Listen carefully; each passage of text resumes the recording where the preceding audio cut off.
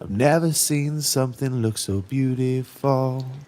So maybe some of my long-term viewers will know my unusual disdain for electroplated steel. 99% of the time, silver plate on steel just doesn't work. It's ugly, it's poorly made, and oftentimes the plating is worn away because it's very thin. They used very thin silver on steel. I don't know if it's because silver doesn't really stick to steel as well as other base metals, or whether or not it's simply a cost-cutting measure so that they're not having to use more expensive base metals in the manufacturing process. And obviously once they start cost cutting, then they're going to start cost cutting on the amount of silver on the piece, so you just end up with a shitty product. But this is one of the few exceptions I've found. This is a silver plated steel tray, and there is a marking on the feet right here. I don't know if you could see it from the camera, but this is Mayell EP on steel, made in England. And it is remarkable that it's in the shape it is. This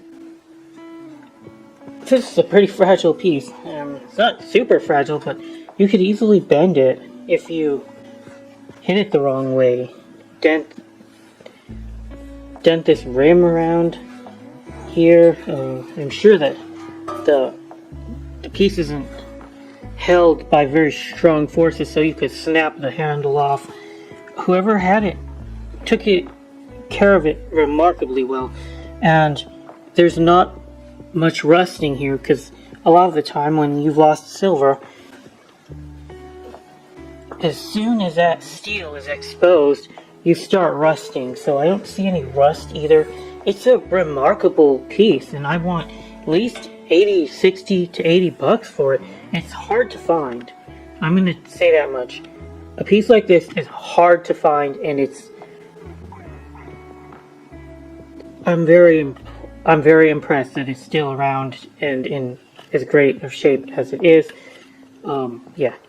Exception to every rule. This one is beautiful. Even though it's steel, it's stunning. Maybe some of you guys will think these are pretty neat. They're called podstanieks. I don't speak Russian, but it's a thing in Russia where they have these. I think they're for tea, and they're like glass protectors. Yeah, they're glass holders, and they're a thing in Russia, and I don't really know quite too much about them. I was hoping to find real silver ones, but these are nickel silver, which is okay. They're still worth something, and they seem to be.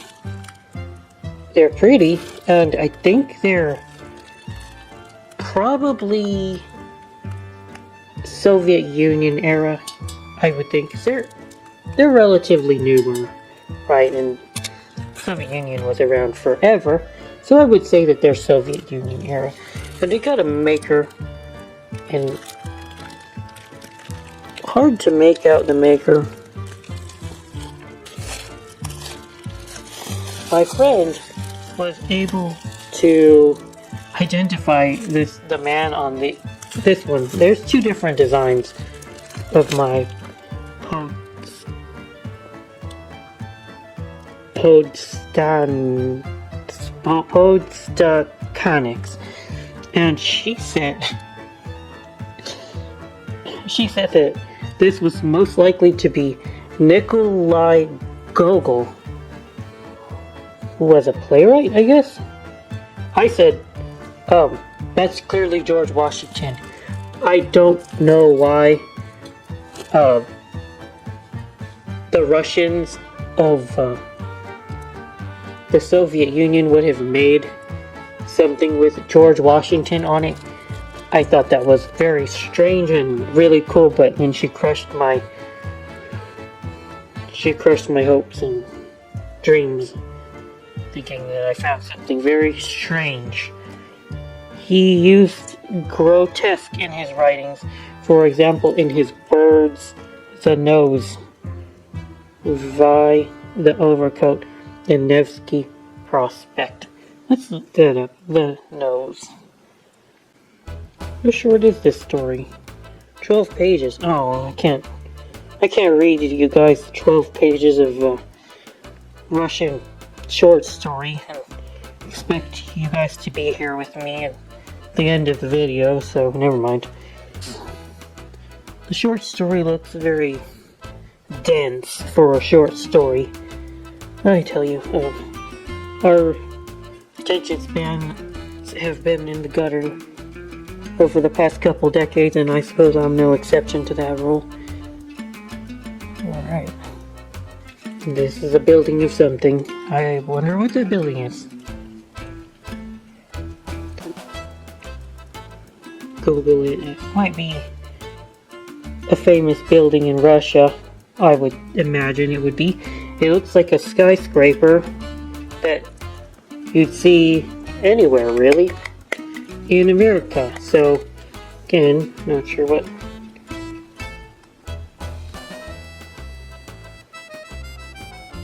this is all about, but oh, I found the exact same model of mine,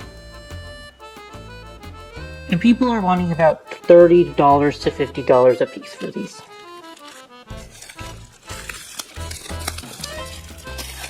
Moscow State University, actually, Moscow State University. Makes sense. We got 3 matching ones, and it's just a gentleman on a horse. Oh, I hope you guys enjoy this. So what we've got today is this lot I bought, and I think that there could be some cool stuff sneaking around here. I'm actually fairly certain that there is. First of all, let's go look at this piece. It's some kind of stand. A dessert stand, maybe? That's neat. But not why I bought the box.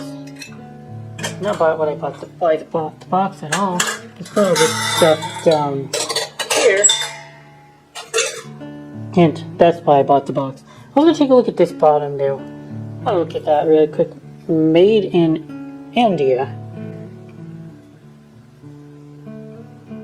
I think it's worth reselling, don't you guys think? Yeah, it's made in India. Not usually look after that, but as far as home goods go, it's practical, it's decorative. It'll match some people's ideas of a nice functional piece of metal, and maybe go in their kitchen to have storage, perhaps put fruit in here. So it's nice. Maybe $20. I would be happy with anything I could get for that, really. This is not going to be very valuable. I know that this would have had a sticker that maybe would have said similar, made in India or something of that nature. I don't think that this is well, it might be. It might be vintage silver plate, actually, in a bit better quality than I originally was going to give it. Alright then. Definitely plated though. Let's go take a look at this. This is a toothpick holder, and I think it's plate too, but it could be silver. This one's a 50-50 to me.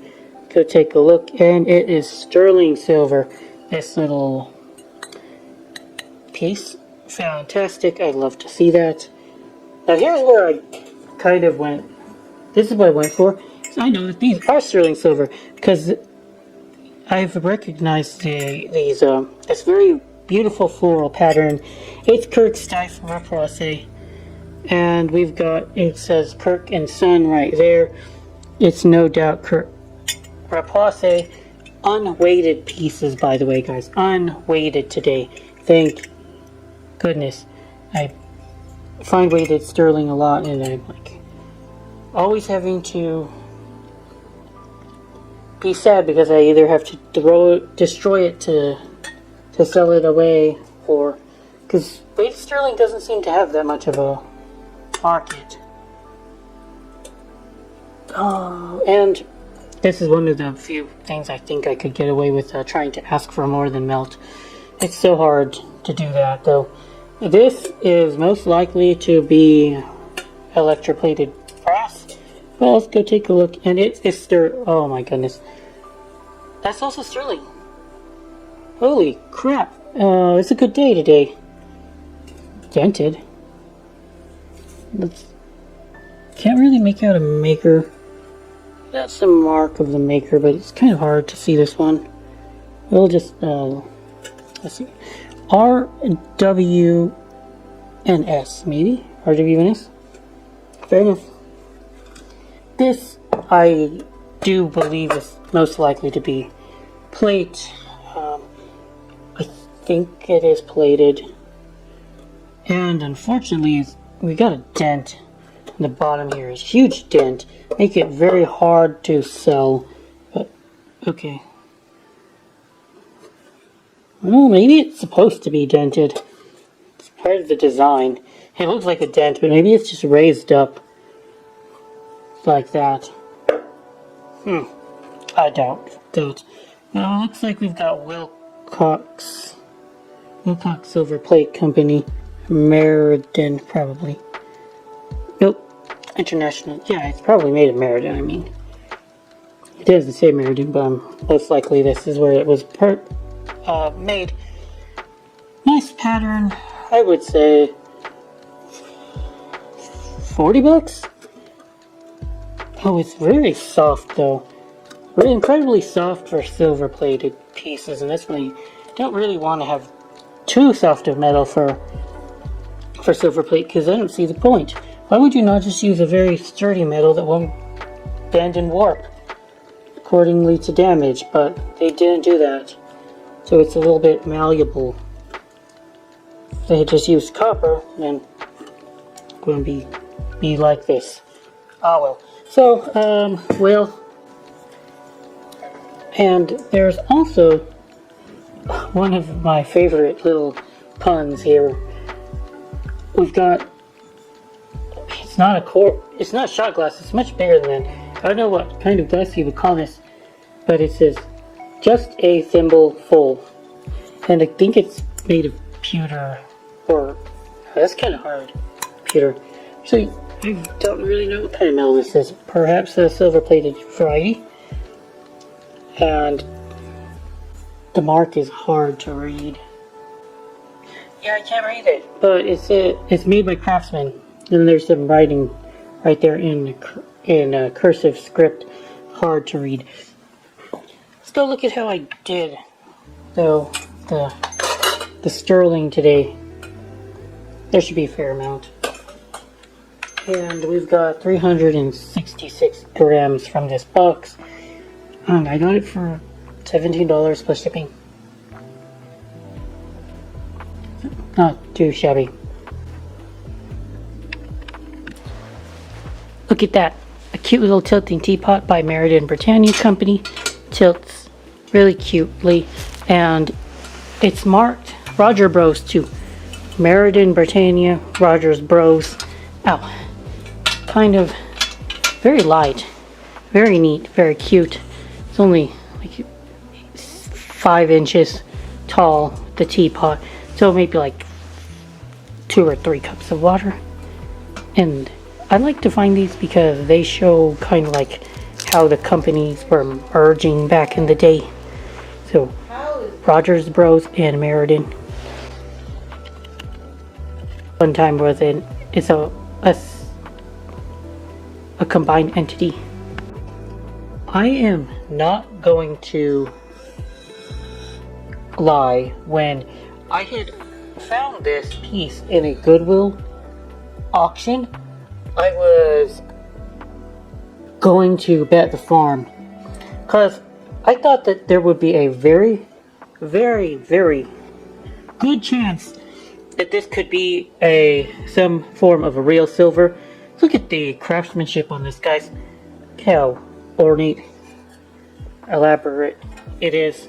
It's just a stunning piece of silver plate. It's plated, and that was kind of a surprise to me. And I'm also very happy that I got it for cheap, because I was going to bet that it was silver, and I was going to push some chips in the middle of the pot. You know what I mean? But luckily, it was relatively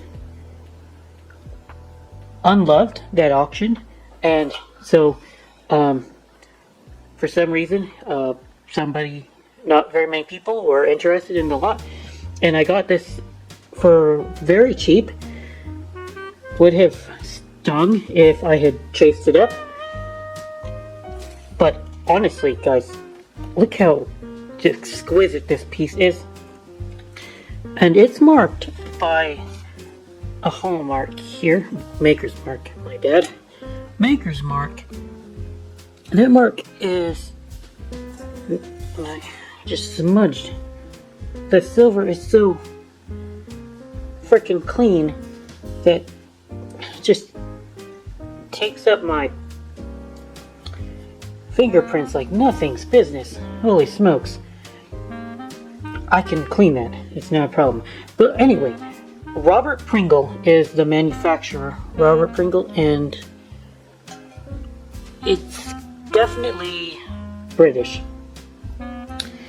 And I bid this because they didn't show the marks.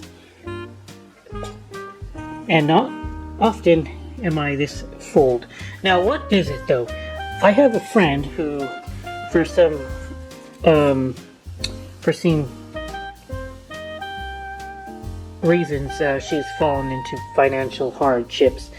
So I've been having her help me research things and help me package boxes and just do some light duty for a couple bucks here and there on the side.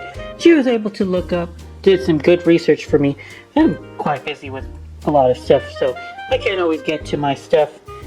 And she's been a great help, and she told me she believes that this is a strawberry server. So what we would have seen is perhaps strawberries in the middle, and then perhaps fresh cream in one of them, and I don't know what to put in the other one. But what they have served with strawberries back then. I don't know if they had perhaps chocolate? I don't think so. I don't think fondue would have been something. I don't think fondue was around back when this would have been manufactured. Probably early 1900s or so. But yeah, I thought I was hitting the grand slam, but instead I ended up hitting a home run. It's just a single or a double, but it's not worthless. I would think, well, a lot of the time these strawberry servers appear to come in porcelain and silver plated varieties. Examples aren't very common, but I would think that it's good for a couple $100, right? Maybe $350. I was thinking I would try for $400, but it's so beautiful, but it's just such a hard sell, you know. People just aren't paying the nice prices that pieces like this should command. It's stunning, it's rare, manufactured fantastically, great condition. I just don't know that the market is there for the prices I think it should be worth. That's all I'm trying to say. But freaking cool as hell.